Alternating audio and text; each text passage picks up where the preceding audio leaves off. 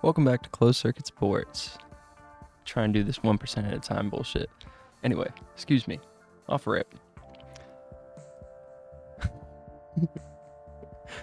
Take two? Anyway. We had a couple of race reviews that I felt like I ought to go through because I have done quite a bit of racing this weekend. We got the new rig set up. We've got the VRS DFP with the Leo XZ, XF1, 3K installed. Ran a couple races. Holy heckin' smokes, guys. It's fucking awesome. It's serious hardware. There's an emergency stop button. It's not a toy. It's got 15 pound-feet of torque. It's no longer a toy. Ooh. It shook my rig apart there for a second, and then I had to lock it in, get it so that it wasn't doing the feedback loop. Get it to the point where it was gradual. Still haven't figured out the force feedback for the F1 games, but we'll get there. We'll get there shortly. We're working on that. I do think we're through this page now for the best part of it. Because, yeah, that's too far back. We went through some of our incidents in the last one.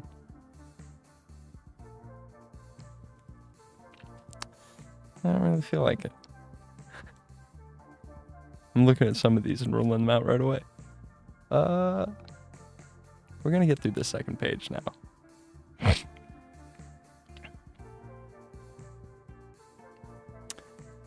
The first race with the 296 at Spa. It's a fun one. Alright. First Super Formula race, when that had come out, Fuji. That's pretty cool. We'll run that real quick. These are amazing cars, and I like rambling about them.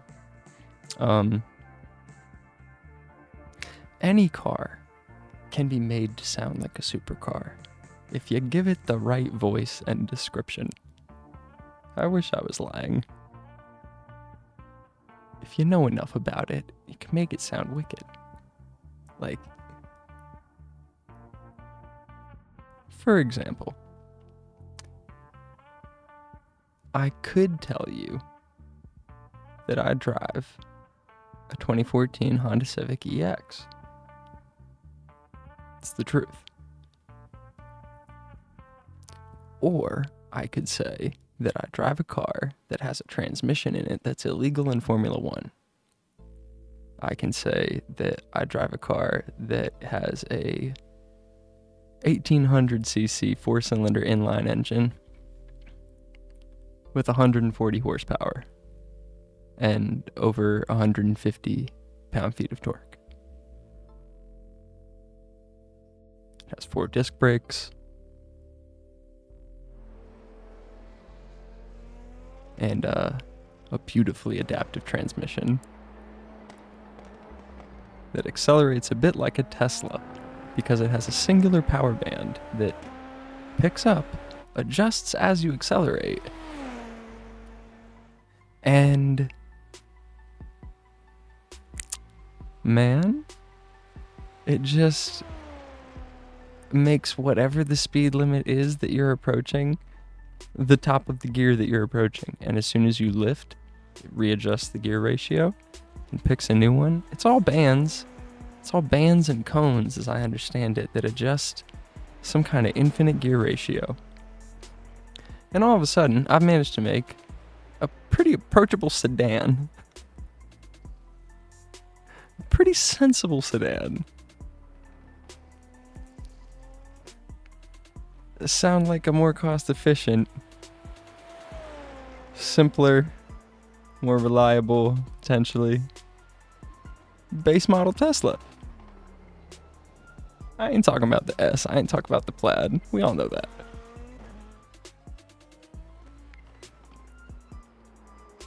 But you hear me, right? Like, every car can be sold that way. This car in particular can be undersold if you disrespect it. But you can't deny that it has 550 horsepower. You can knock on the tires. You can say it doesn't have as much downforce as an F1. It's so snappy though. It's definitely lighter because they have power steering. The Super Formula Lights, as I understand it, don't have power steering, but the Super Formula cars do, much like Formula One or prototypes, top tier prototypes. So, and GT cars and NASCARs, like there's a bunch of cars that use power steering in racing still. But a lot of top tier formula, like F2, no power steering. F3, no power steering. F4, no power steering. F1600, no power steering. And these things change the inputs that you get from the car. GT cars do have hydraulic steering systems. Ferraris included, Porsches included. And that's to add comfort for the driver, given that those cars are so drastically heavier than any typical race car.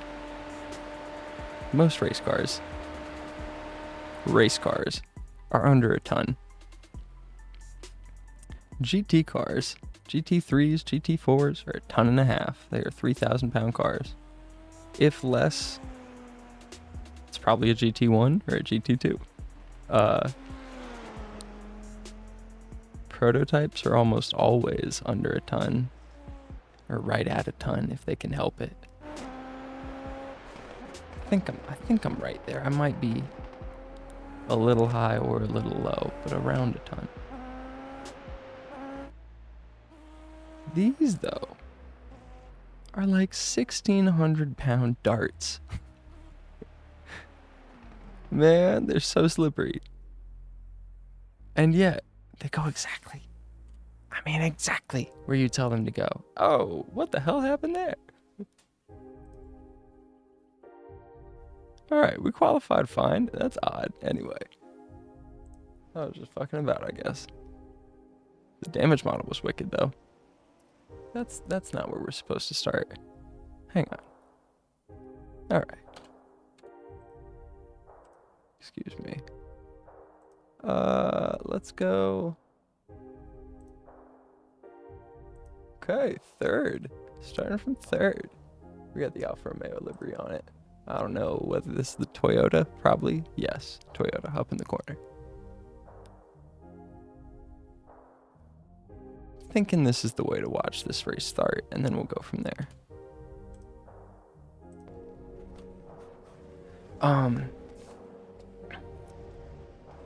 So they don't have as much horsepower as Indy cars.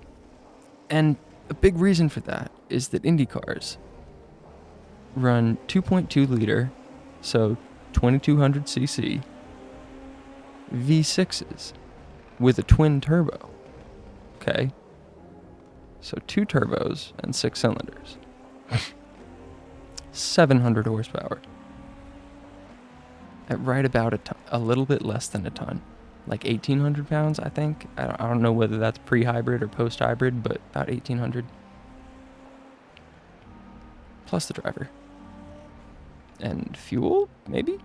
I don't know whether those are dry weights or with a full tank. But anyway. The start went alright. We're in third. I wasn't commentating that at all. More talking about the car than anything because this was our first race with it. At Fuji, a track I thoroughly enjoy, and this was back with the Moza, obviously, since the VRS is so brand new. Get squirrely!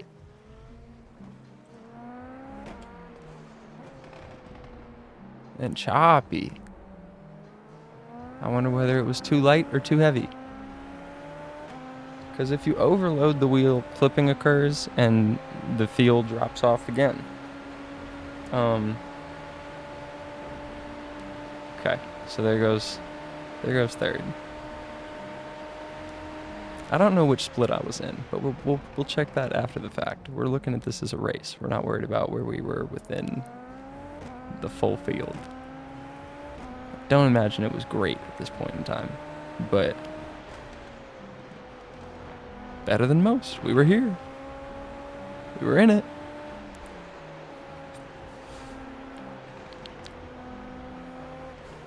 Super Formula, as opposed to IndyCar, often around the world referred to as Formula America's IndyCar. Anyway,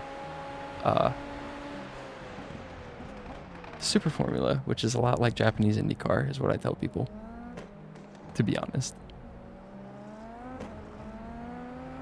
Uses a 2-liter inline 4 with a turbo.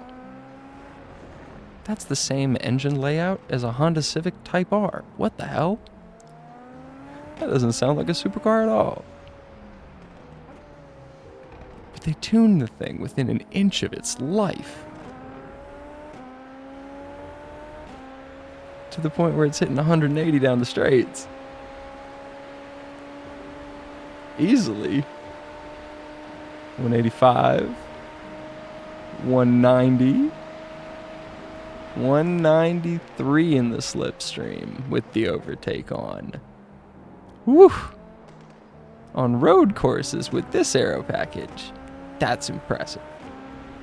From a 2-liter inline 4.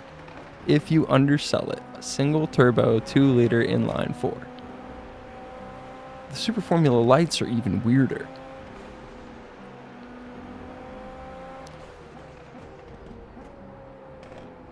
I hate the way I just had to let that guy through, but they were just squealing on by. I don't know how to squeeze anything out of this car yet. I must not have done enough practice. We're noticing a common thread. When we practice, things go better than when we don't. Anyway, when we study, we take the test, and the test gets a better grade.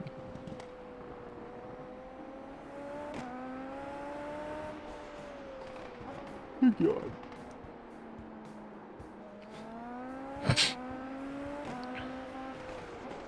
It is Sunday night. Oh, we ran off track. I'm going back on the road tomorrow after the K1 race that took place tonight, which was very fun. It was. But I wish everybody kept showing up, man, because 6 out of 10 is all right. But the way the championship works, you only get as many points as the people you finish ahead of. So if that's 6th in an A main of 3 groups, all of a sudden that's 26 championship points instead of 6 or whatever it is. No, excuse me. 4 gross. Because I can name all the efforts who finished in front of me. We'll get the onboard up soon enough. I'm gonna try and get to cooking with those. I'm letting another guy through. I hate that, man.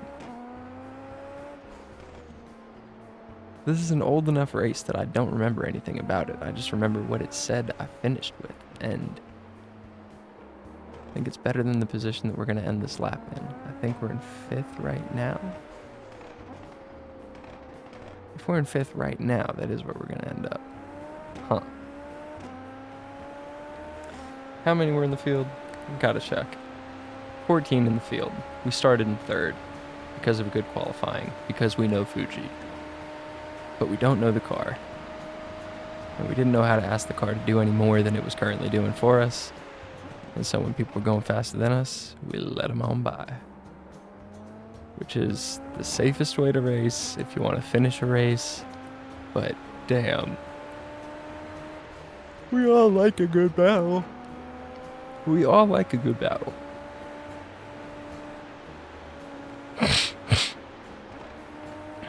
Excuse me.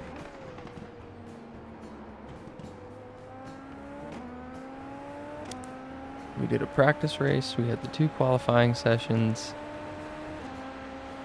Then we had the main. We started in 5th from a good qualifying 1.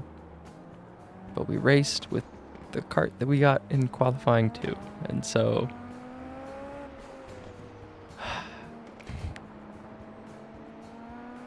sixth it is.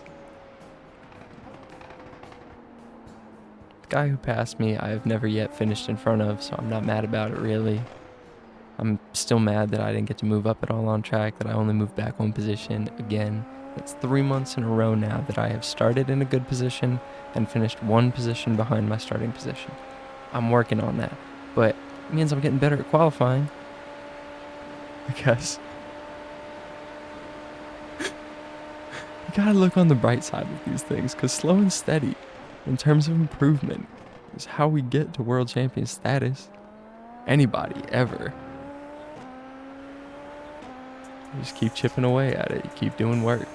I was talking to Tyler about this earlier. I wish I'd had my camera on.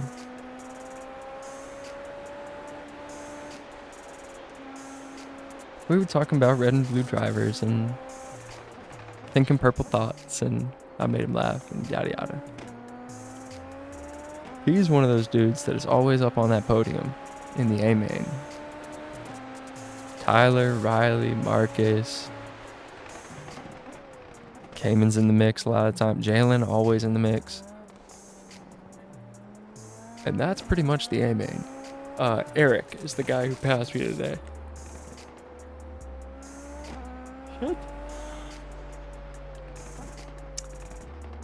But as we approach the end of the year, people stop thinking these individual events are important because they're not angling for a championship anymore. So it's okay to miss 1, it's okay to miss 2, it's okay to miss 3. And it is, to be honest. Once you know you're out of the championship, who the hell cares? Unless you're practicing for the next year.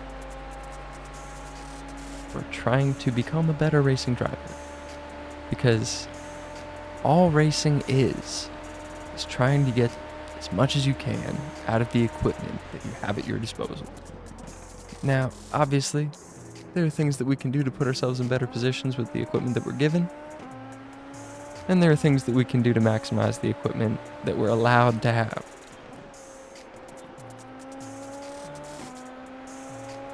But that only goes so far. There is a mentality aspect to racing that cannot be denied. And currently, I don't think this race is looking like I'm actually trying to race anybody. I think it's more like I'm trying to test the cart. Which I enjoy. I do enjoy testing. But I think one of the things that iRacing has taught me the most is that I must, if I intend to finish a race my own race. Stop racing against a person, like locking a target like a homing missile and deciding, no, you are not getting past me. I don't know how many races I did like that. But man, I was wasting time. Wasting time. Pause. Yes, sir. Oh no! That's hilarious. I totally did. Thank you guys. Are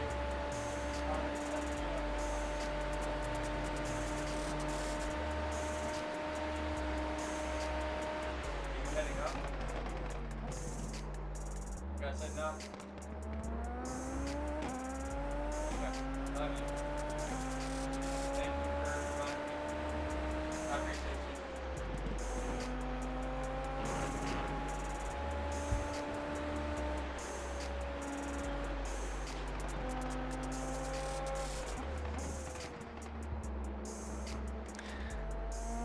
There's no graceful way to do that. That's a clip. Anyway. My buddy Kenneth, my brother Kenneth, was asking me how the hell I pour myself into this thing. Just like that. Sometimes I'm more graceful than others, but you gotta be like tiptoey with a rig like this because there's so many damn wires now.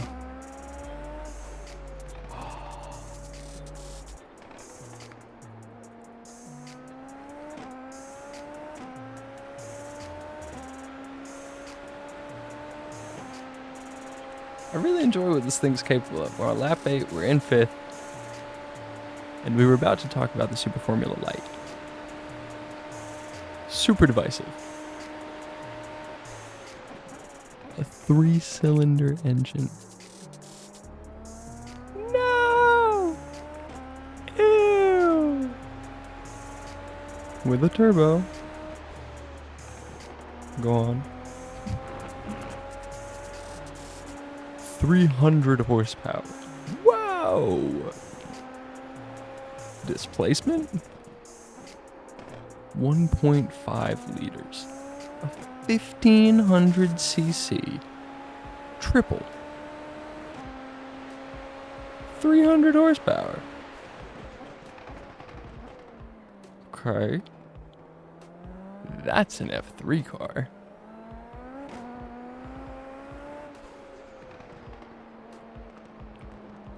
The F3 car in iRacing, for comparison, in iRacing, only has 220 horsepower out of a 2000cc naturally aspirated engine.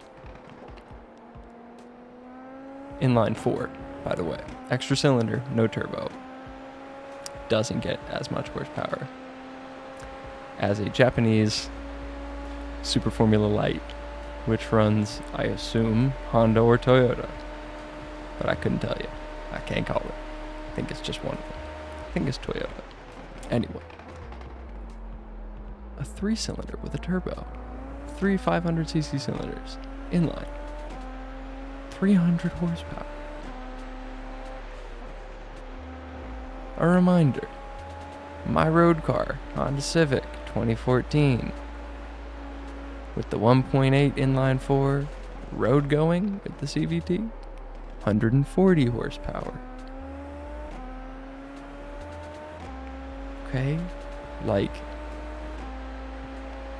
half the mass, twice the power. That's a race car. And they go, all right. But I hate 3-cylinder layouts. Anyway, we're gonna watch this race through because I said I would.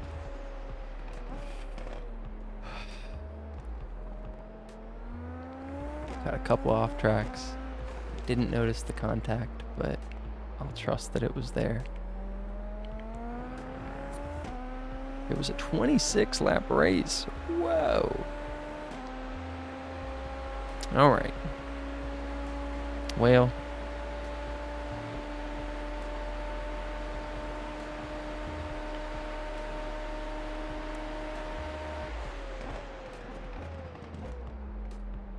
I'm looking at the story of the race here, and I'm seeing that we finish only 4 seconds behind fourth. He finishes 9 seconds behind third. Third finishes 9 seconds behind second. And they're within a second of each other, 1 and 2 are. When I look at my laps, quali I did a 125.6, and that was enough for third. In the race,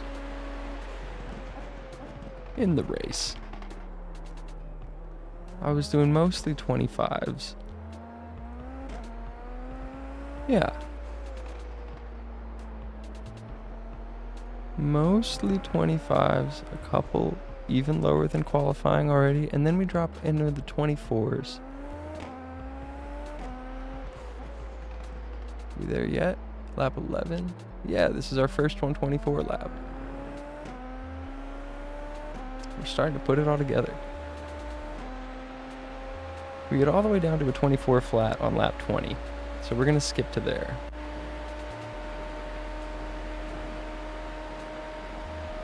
And then I'm gonna do that hot lap.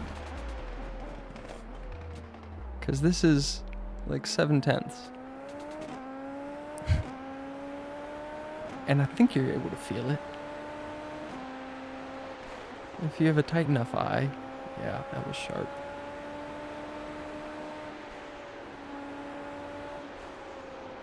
I don't like how much I'm having to lift there. There's a map through there that I should be following. I'm still like just in listen to the car mode. on lap 20.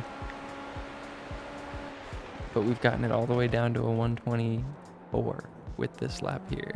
So we're taking things more cautiously, but far closer to the limit than initially. Even in qualifying. The qualifying run that got us a 3rd place in this split. A P3, excuse me. Starting grid position of 3rd.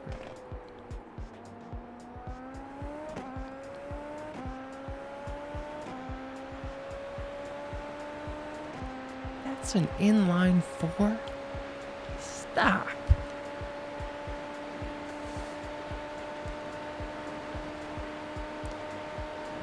Alright, we're gonna come back in just a second.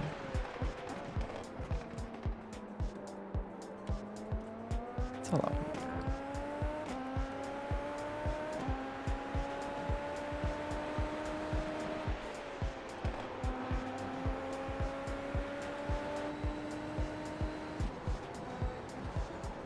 Cockpit view is always nice. Hot lap. This is the fastest lap of the race. We hold 5th position, so nothing really fun happens there, but we drop down to 2nd as we bail it into 1st. Rather, into turn 1. Run it all the way up to 6th before you drop it back down to 5th. And hang it in there. You brake, obviously, as you drop it down to 5th. Brake for 3rd, 2nd. Smooth on the throttle. There's so many elevation changes at Fuji, it's very easy to spin the car. Braking at the 100, this thing is capable of so much. From 6th gear all the way down to 2nd, through the chicane, up to 3rd, over the crest, down the hill, up to 4th. Nope. Didn't up to 4th, down to 2nd. Probably had 4th, but it would have just been to come right back down to 2nd, so definitely leaving some on the table there. Not sure quite how to take that crest at this point, apparently at this point in the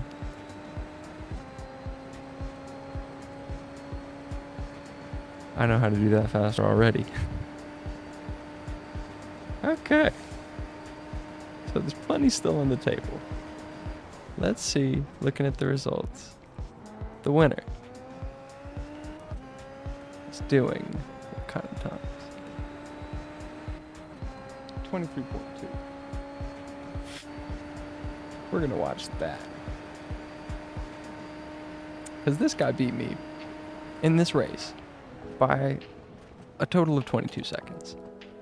That's because he hung that corner as close as he possibly could. That was very close, actually.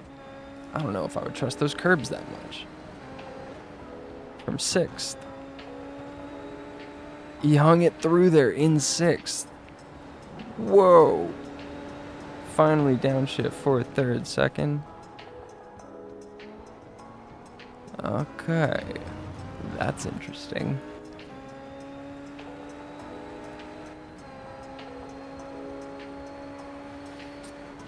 He kept it in 5th through there. Nope. He must have touched 6th. It showed 6th. 2nd. Back up. Okay, there's a delay on the telemetry. I understand.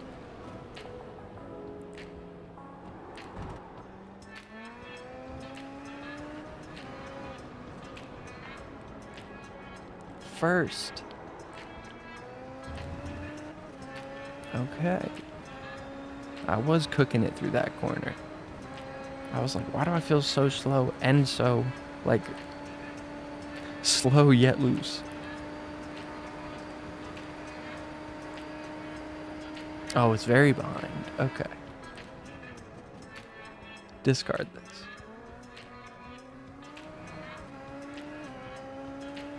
Shout out to Matthew Quinton for the hot lap. Also for winning this race. The split that we were in at the time that we ran it. The iRacing system is undefeated for giving you a well-matched field. unfortunately, for many. Good news is, at the very low levels, there are things that you can do to just settle on racing for position. That in the lower splits will absolutely get you out of the lower splits. You don't have to win to move up in the caliber of racer that you're racing. And that's really what you want. You want to up the caliber of racer that you're racing. There are still high I rating guys who are dirty drivers. We all know it. But you're much less likely to run into a clump of them.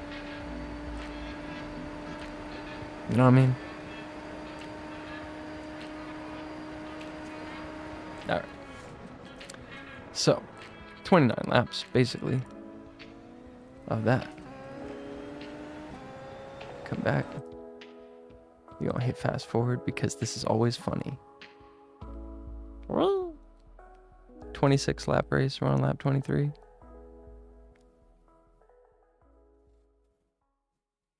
Forget how many corners this is. 16, 2.84 miles. The full Grand Prix layout. Alright, I'm not going to do that to you 2 more laps. Anyway. It went pretty well.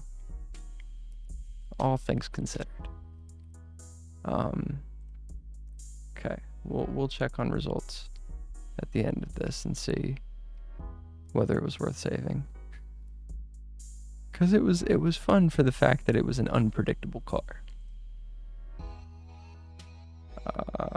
Info, yes. It's the second split of 2. Okay. So in the top split, excuse me, people were pulling 21.5s. There we go. Jeez. Really, they were pulling 22 somethings, but somebody pulled the 21.5. God, yikes. He's also a Japanese driver in the A class with a perfect safety rating and a 6,500 I rating. God damn. Anyway. I was about to X out without even checking what we came here for. Oh my god. I was still at 1,000. Okay. Anyway. Oy vey. And I was an A. With 1,000. Okay. We had to balance these things out. I was ahead of myself, and now we balanced the things out. I'm now B with like 1,400, but we're working on that. We're working on that B, getting that back up to A so that we can enjoy prototype and F1 cars again. But they're very dangerous for obvious reasons. So we'll keep using the AI and the B class cars for now. We get Indy cars and Super Formula. What am I complaining about? LMP2. And yeah, what am I complaining about? Anyway, we'll get the prototypes back eventually. Oh, goodness. Okay. 10 of us finished on the lead lap. Excuse me. 9 of us finished on the lead lap. 14 of us competed. These 3 didn't even pull up. What the hell? Alright, so there were 11 of us. They didn't even start the race? Okay, one of them did. Okay, he just crashed. He was done. So there were 12 of us. He just crashed on lap 1. Damn, that always sucks. Alright. Fifth ain't nothing to write home about, but it's worth taking a look at. So, that's alright. Oh, we'll probably come back with that. We'll come back with this, because the F296 I enjoy. It's the 296 GT. It's the new Ferrari. We are going to pause. I wish I could pause. It's just stop or continue. So, anyway. Yeah. We're going to call it here for now. And I'll probably stitch something to the end of this if I get back to it. Peace. See you soon. See you soon.